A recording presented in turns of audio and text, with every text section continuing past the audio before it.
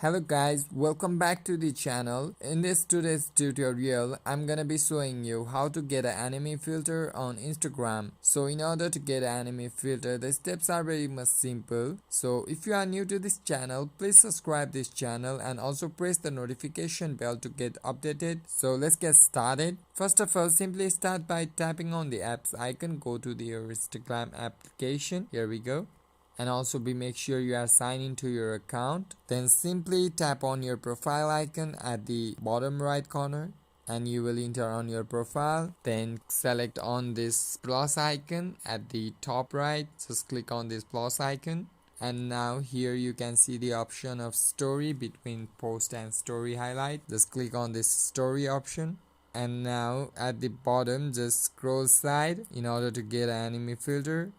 At the last you can see the option of browse effect. Just click this option, and here at the top at the search bar you can just click and search for the anime, and after getting done you can see the anime filters. You can click one of the filters. I'm going with anime boys. Just click on this right option, and that's it. Your anime filter has been added. So simply this is how you can get an anime filter on Instagram. So hope this video was useful to you, and before you go, please like this video as well. Thank you for watching.